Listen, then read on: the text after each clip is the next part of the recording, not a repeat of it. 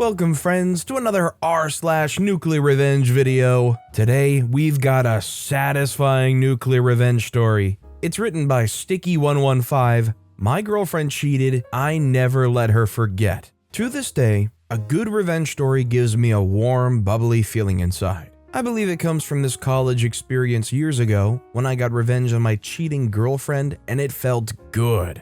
I know I'm not supposed to enjoy it, but I can't deny how satisfying it feels. It's probably one of my favorite feelings in the world, even though I'm ashamed to admit it. So I decided to write my first post about this because I don't tell the story often. It's so extensive and honestly just makes me look bad. I'm going to try my best to not paint a picture where my ex looks as bad as possible and me as innocent as possible. I want to write this as accurately as I can, even if it makes me look bad. Bit of context and backstory. At the time of the story, I played Division I NCAA basketball at a school, so I traveled a lot, weekly in different cities and states, and my entire life revolved around this. During the events of the story, I was in the early stages of a horrible drug and alcohol habit. Years after the story, I ended up getting sober and joined a program whose name you can find at the front of almost any phone book. I'm sure many people reading this are also sober and will understand how we addicts and alcoholics can be. This story is an effort to explain a character defect that manifested from the events in the story that led me down a very dark path. However, I don't mean the story to come off in a self-pity kind of way. Lastly, I was always a good kid. I was never troubled. My upbringing was very difficult, but I was able to keep an overall kindness in my spirit to other people and almost always did the right thing or took the high road. When it came to dating, I knew people cheated in relationships, but at the time of the story, I always chalked it up to other people not doing things the way I did. I never really thought it would happen to me. I always thought that because I was a 5-star boyfriend and my amazing choice in women, infidelity would never be a part of my dating journey. I was naive. I really thought highly of myself and also had a real arrogance like any guy in his early 20s, I guess. The buildup. I was in my junior year in university, and I'd been single for about a year after me and my high school girlfriend finally broke up after 3 years. I checked the relationship off as my learning experience, and now I knew what to look for in my next girlfriend. The next woman I chose to have a relationship with, I would most likely marry and start my future with. I know I was young and dumb and thought I knew everything. I had my eye on this girl in my school, we'll call her Lisa. I saw Lisa around the collegiate athletic facility, the university team's training grounds and locker rooms. Lisa ran for the track team and was darn good. The various athletic teams often had parties, and I knew that the first one I saw her at, I would introduce myself and try to chat her up a bit and see where it led. Soon enough, I see Lisa at one of these parties and we pass each other on the stairs. We make eye contact and she smiled at me. I sparked a conversation with her, and after going back and forth a bit, we exchanged numbers. We begin the classic American style of flirting, where we constantly just hint things back and forth indirectly. We slowly progressed the relationship in this manner for weeks, sending texts back and forth, hinting that we were interested in each other, but also playing it cool to not let the other person know we had a crush on them. At the time, she was on a break with her current boyfriend, who was a popular player on the football team. She ended up leaving him completely to date me. This should have been a red flag, obviously, but remember, I had severe hubris. At the time, her leaving him to date me just gave me a superiority complex. I was playing good in sport, and if she was willing to leave this guy for me, then she'll never leave me for another guy. I was a freaking idiot. I can't express how much I was into Lisa. I was addictively attracted to her and had that weird feeling of, I can't believe my crush is actually into me too. I really was so drowned and blinded by my crush on her, I missed so many red flags. But our relationship began progressing really fast. Because of this, I didn't really do a proper inventory on why I liked her so much. Fast forward like 8 months later, we're together officially. Lisa has her own athlete's dorm room, but I was a couple years older than her and was working during my summers full-time and part-time during school/season and had my own apartment near campus. And Lisa was basically living with me. She even would stay there when I was out of town, which was like 3 out of 4 days every week because we were in season and the team was flying all over the country. Me and Lisa were deeply in love regardless.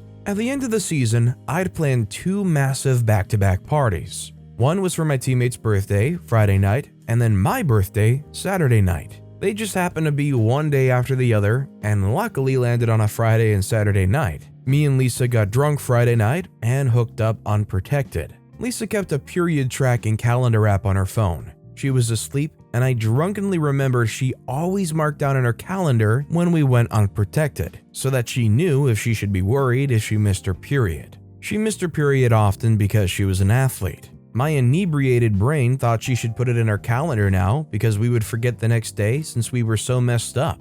So I woke her up and said, "Can you put that in the calendar that we hooked up unprotected?" At this point, it was like 5 a.m. and we were that 5 a.m. kind of drunk where you're mostly just tired. She unlocked her phone and opened the app, and before she could even do it, she fell back asleep. So I took the phone while it was still unlocked and proceeded to try and figure out how to put it in her calendar myself. Side note, throughout our entire relationship, Lisa went through my computer and phone constantly. She was very insecure and always had her suspicions. I didn't care that she was doing this all the time. She never found anything because I never did any shady crap ever. Again, looking back, this is an obvious red flag I missed. Remember, I thought this girl would never cheat on me. So this wasn't one of those stories where I went through her phone looking for something and subsequently finding it. In this case, I was innocently trying to navigate this darn period calendar while I was drunk, and I wasn't suspicious at all. When I looked at the period calendar app on Lisa's phone,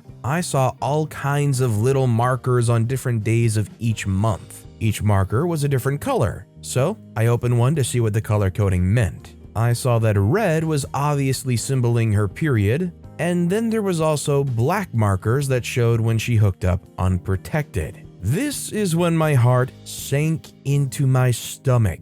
This freaking calendar was peppered with black markers. It looked like a checkerboard with only a handful of red pieces left, and all the freaking black ones. There were black markers on dates that I was in a different city playing basketball. I proceeded to open all of the black markers going back to our entire relationship. We didn't go unprotected very often, maybe once or twice a month. She had written the names of the guys she had hooked up unprotected with in the notes section of the black markers. There was a total of 4 guys throughout the entirety of our relationship that she did that with. Some months, there were almost a dozen of those freaking black markers. Sometimes 2 in one day. Looking back on this, I wonder if there were more unlisted men that I didn't see because she clearly only kept track of the guys and times she had unprotected. In almost every story I hear of infidelity, it involves the discovery of text messages, or being informed by a friend,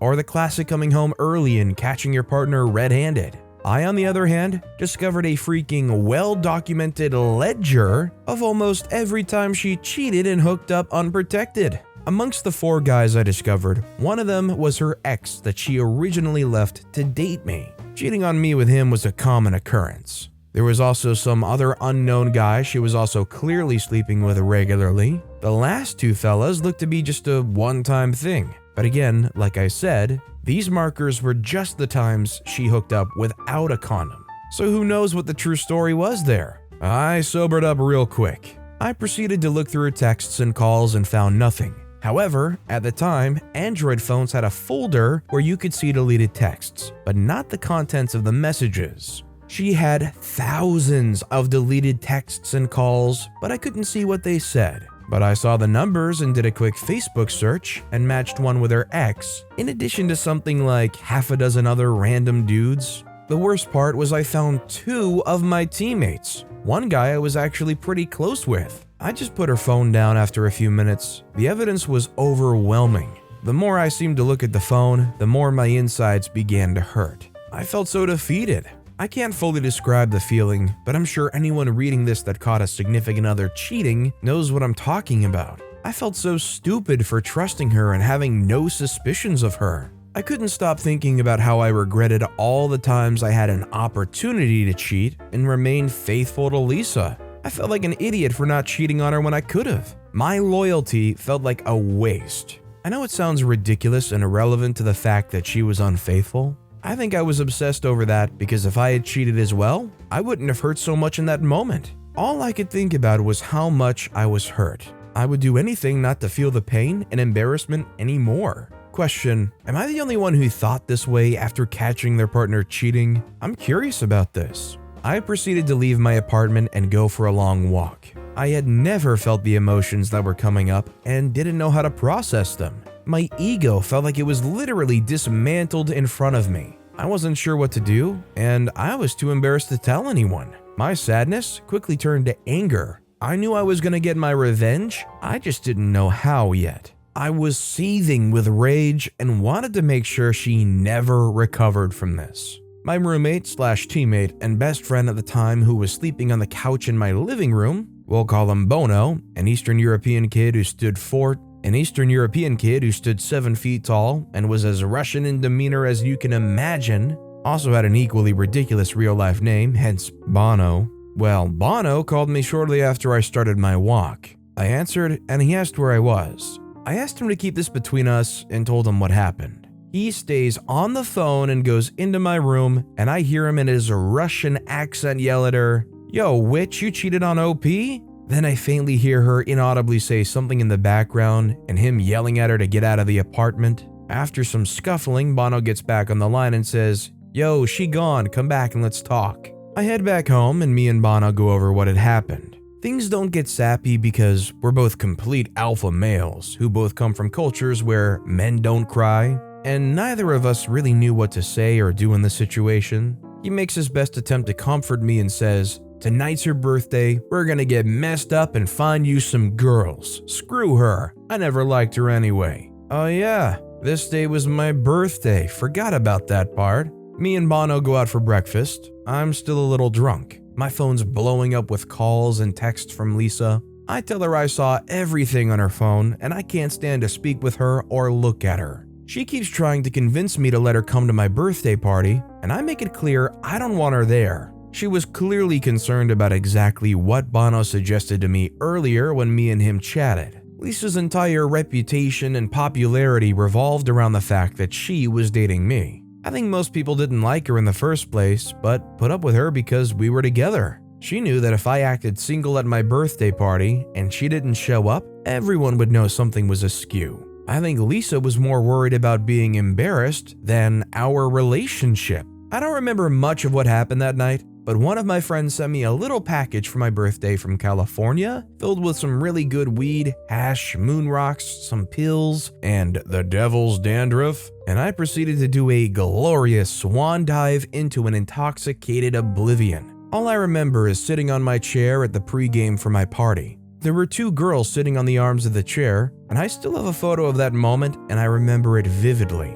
We were preparing to head out. I had a few tables downtown at a popular nightclub. The drinks and substances were the only thing that made me feel normal. I had my sunglasses on and clearly had that happy, loaded grin on my face. The longer you look at that photo of me on that chair, you can tell I'm hiding a huge amount of hurt. Sitting on that chair, the cocktail of drugs start to take effect. This was the first time I ever used substances not to party, but to feel better, to make me feel normal. I remember thinking, I want to feel this way for the rest of my life. I'm never going to hurt like that ever again. With this stuff, I have control and no one can hurt me again. Oh, how ironic that turns out to be years down the line. I told my teammates and friends that me and Lisa were done when they asked why she wasn't at the party.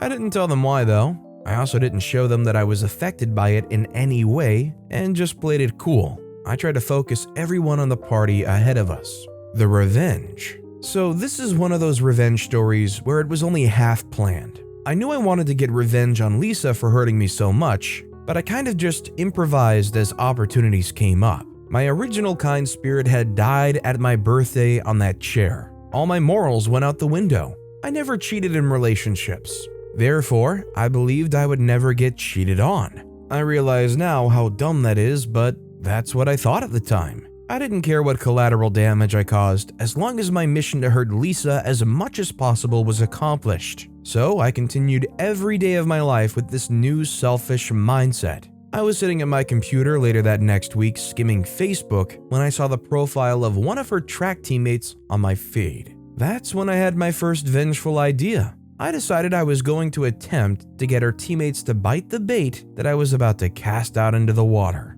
Though I didn't have proof she hooked up with my teammates, she was clearly trying to hide conversations between them. So I was going to see how many people who were close to her I could passionately hug. Luckily, I had much more options than when she was cheating on me. A women's track team is much larger than a men's basketball team, also much better looking. Lisa's teammate I originally spotted on my Facebook had a boyfriend, but I thought, clearly everyone cheats, let's see if it's true. I proceeded to do the little flirty social media dance with her. You know, the one where I like a couple of her photos, she likes a couple of mine back. I shoot her a message and bam, she's at my house in my bed about a week later. I proceeded to do something similar to other teammates of hers, all on her 4x4 relay team coincidentally. 2 of the 3 girls I passionately hugged had boyfriends and subsequently cheated on them with me, which gave me some real mixed emotions. It stroked my broken ego, but also made me bitter and sad, giving me one of those women ain't crap, none of them are loyal attitudes. This is such a typical story of while fighting monsters, I became a monster. This actually became my go-to strategy because it accomplished 2 things in my messed up mind. It exposed a cheater, but more importantly, if they were willing to cheat on their boyfriends, they would A, be more secretive about it, which meant the drama that would ensue when it came out would be elevated, and B, it made me feel better about Lisa cheating because it proved it wasn't me that was the problem. It was women that were the problem. I know it's messed up, but that's what I thought back then. I started to collect something from every girl that I hooked up with, like a bra, a pair of underwear, or some jewelry, etc. Not for a creepy reason, but this is important later and was a part of my plan. Sometimes I didn't even have to try. One girl left a pair of very distinguishable shoes. I knew Lisa would know whose shoes they were. They belonged to the girl that Lisa's ex-boyfriend rebounded with after Lisa and him broke up, which highly upset her because it was her friend. Now it would upset her more because that same girl slept with both of her ex-boyfriends. I especially tried to collect items if it was something that I knew Lisa could distinguish, like a sweater from the women's track team with her teammate's name on it. After some time, I'd collected a boatload of stuff. After a couple months or so, one of the Lisa's teammates' boyfriends found out about me and his girlfriend, and it started a big, beautiful, dramatic explosion of series of events with her and her teammates. This led to all of them finding out about one another's promiscuity. The drama was massive. Even their coaches had to get involved, it got so bad. This made me feel powerful in such an evil yet satisfying way. I fell in love with the destruction I was causing. The most awesome part about all of it was that same week, the athletics PR team had put massive posters of me all over campus promoting the next game. They were everywhere.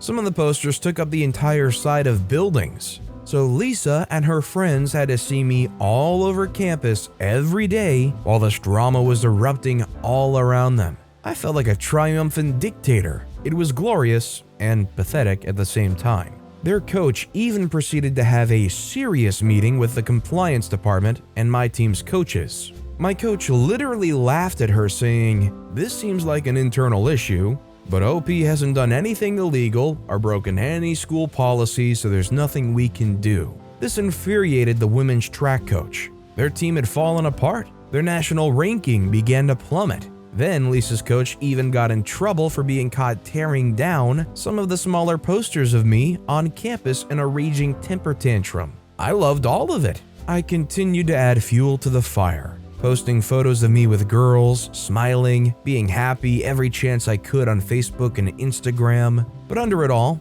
I was bitter. I was so deep into my new mindset, I'd already forgotten the kind-hearted, naive kid I used to be. I hated my old self because I let some girl emasculate me. I was so full of self-pity looking back at it, it's depressing. No one really knew though because I played the cool guy attitude in front of people. There was even a girl on campus on one of the sports teams who claimed that she was pregnant with my kid after I pretended to like her the same way I did with all the other girls on Lisa's team. And as soon as we passionately hugged, I moved on. It's a long story, but it turned out she wasn't pregnant, but the news or press that came from that further dug the knife deeper into Lisa's side. I left a trail of women I deceived and relationships I destroyed. I feel bad now, but at the time, I didn't care because they were equally at fault in my eyes, since they were cheating on their boyfriends or sleeping with their friends' ex. Quickly, girls became wary of me, plus I was running out of potential targets.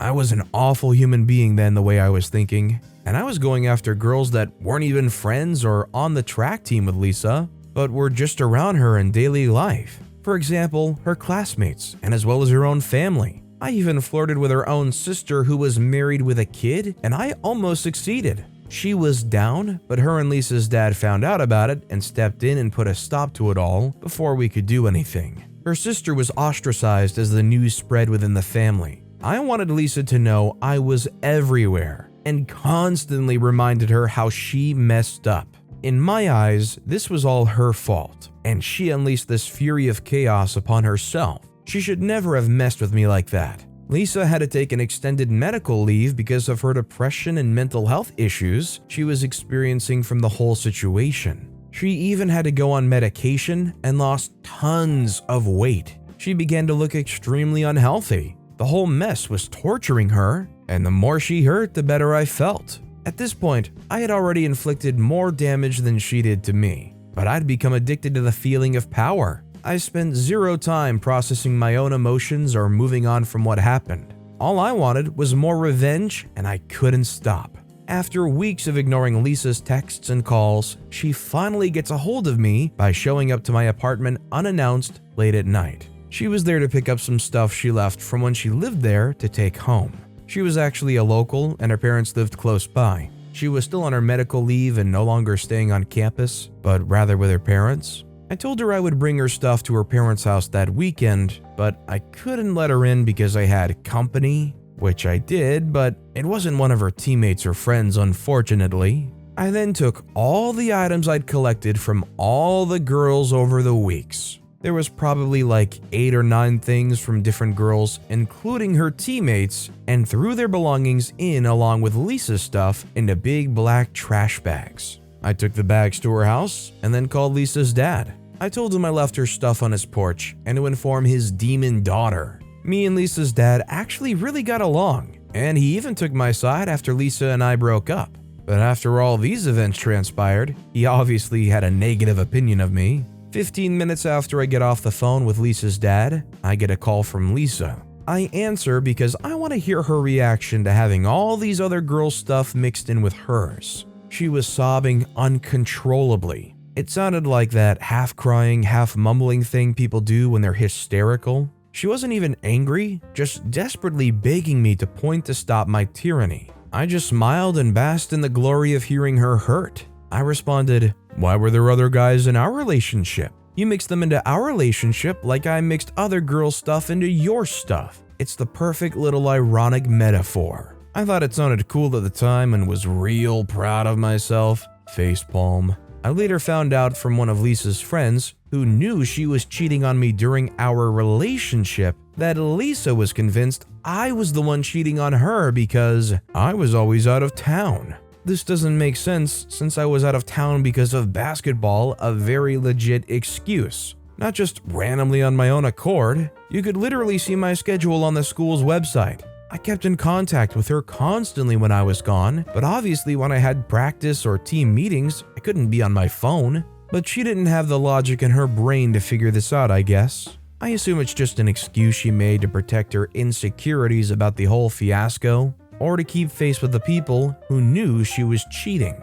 Months go by, Lisa comes back to school from her medical leave, and we bump into each other at the physical therapy center in our athlete facility building.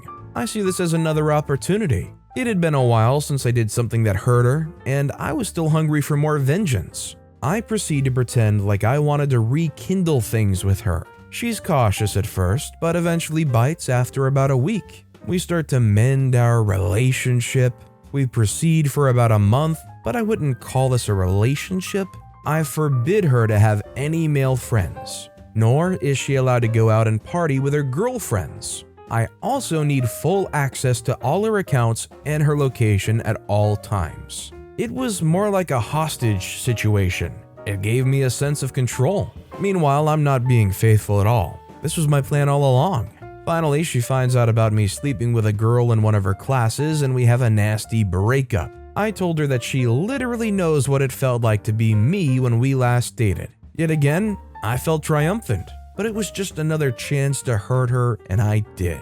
After this, we don't speak for years. I graduate university and move to Central America. She messages me while I'm there about a year after I moved and about 2 years after we last spoke. At this point, my life has become that of a real degenerate. I was doing copious amounts of substances on a daily basis, and about 75% of my life was involved in some sort of illegal or nefarious activities. But I still blame her for me becoming the dark soul that I was, and taking no responsibility for bitter, immoral nature. I hadn't had another relationship since her, and always had trouble because I couldn't trust a woman in any capacity anymore. Even after years had passed, I saw this instance of her messaging me as yet another opportunity to hurt her. We begin to talk as friends, and even getting flirty with each other over Facebook Messenger. Mind you, there is literally many countries, states, and an ocean between us at this point.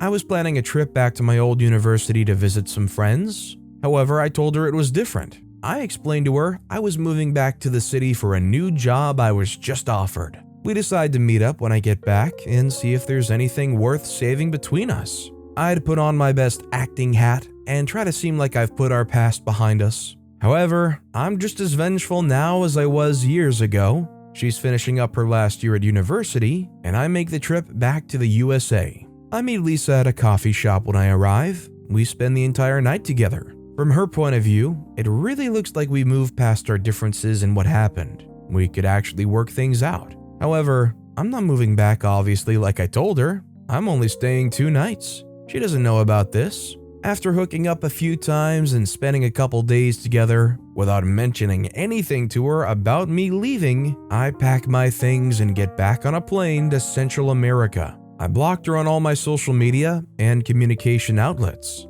This time, I could only fantasize about what happened to her when I disappeared after she thought I'd moved back and supposedly was ready to give our relationship another try. This time, however, it wasn't as satisfying as my previous plots of revenge. My drug habit and lifestyle only got worse every year. 3 years later, I was hospitalized and almost died because of my extended substance use. I was never sober a full 24 hours after that day went through that freaking period calendar. Looking back, as much pain as I might have caused her with my vengeful life, my new identity that consumed my old one was so tainted with a dark-spirited heart. I think I honestly did more harm to myself with my actions and led me down the road where I had no morals anymore. Though I spent the entirety of this story telling everyone of how I kept getting revenge at my ex for cheating on me, as satisfying as it was, I wish I would have spent an equal amount of energy healing myself from the incident. If anyone reading this is experiencing the pain that comes with cheating,